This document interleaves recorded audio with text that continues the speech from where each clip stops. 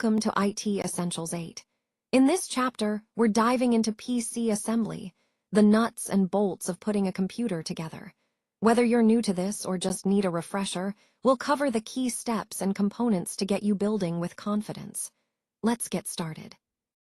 In this section, we're diving into the hands-on process of assembling a computer from the ground up.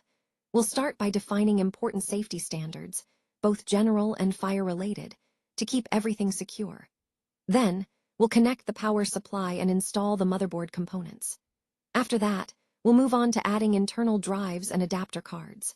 We'll also identify extra storage options and make sure all the components are connected properly with the right cables. This chapter lays the foundation for building a fully functional system. Now, let's dive into assembling the computer. This step is all about bringing together the key parts, the processor, memory, storage, and more, to build a functioning machine. It's where all the components meet and start working as one. We'll walk through how to fit everything correctly, making sure each piece connects just right. It's a crucial phase that sets the foundation for everything that follows. In this video, we're focusing on general and fire safety precautions when working with computers. First, it's important to remove watches or jewelry to avoid accidents. Always turn off and unplug equipment before starting. Keep your workspace clear of clutter and cover any sharp edges inside the computer. Wearing safety goggles protects your eyes. Use proper lifting techniques to avoid injury. Finally, know where the fire extinguisher is, understand its rating, and how to use it if needed. Safety comes first. Now we're moving into a practical demonstration, how to install the power supply. First, we open the computer case to get access inside. Next, we carefully align the screw holes on the power supply with the mounting points in the case. Finally, we secure the power supply by screwing it firmly into place. This video will walk us through these steps clearly, making the process easy to follow. Let's see how it's done.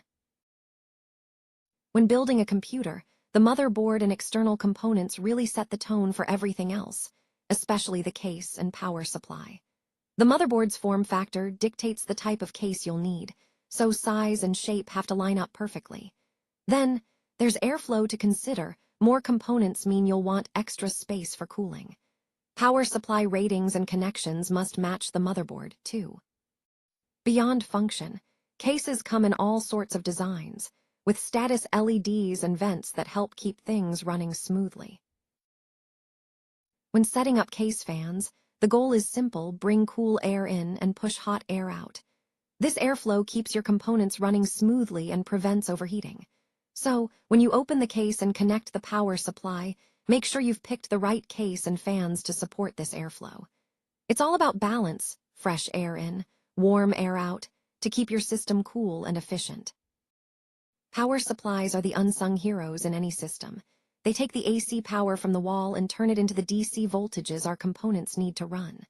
Common voltages are 3.3, 5, and 12 volts, and power supplies are rated by wattage. It's important to pick one that not only powers what you have now, but also leaves room for future upgrades.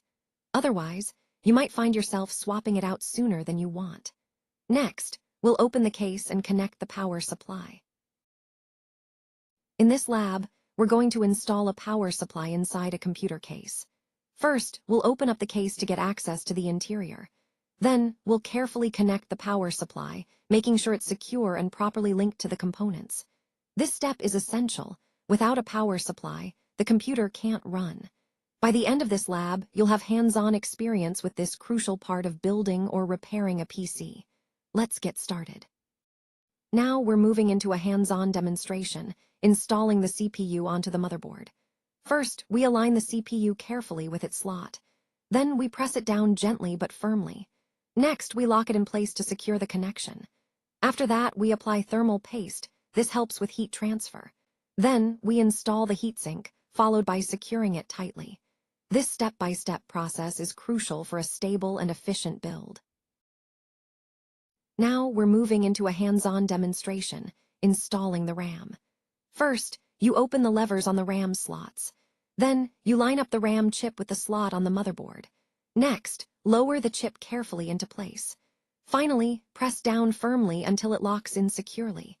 This step-by-step process is key to making sure your motherboard components are installed correctly and ready to go.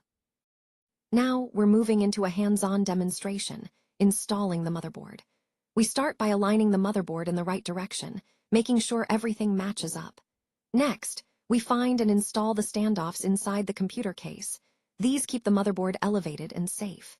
Then, we align the I/O plate at the back of the case. Finally, we lower the motherboard into place and secure it by screwing into the standoffs. This step-by-step process sets the foundation for building the rest of the system. When choosing a replacement motherboard, there are several key factors to keep in mind. First, it needs to support your CPU and RAM, along with any video or other adapter cards you plan to use. The socket and chipset must be compatible with your processor. If you're reusing the CPU's heatsink and fan, those need to fit as well. Expansion slots should match your existing cards and leave room for future upgrades. Power supply connections must line up. And finally, the new motherboard has to fit inside your current computer case. Before you buy a CPU, it's crucial to check that it works with your current motherboard. Compatibility isn't always obvious, so manufacturers' websites are a great place to start your research.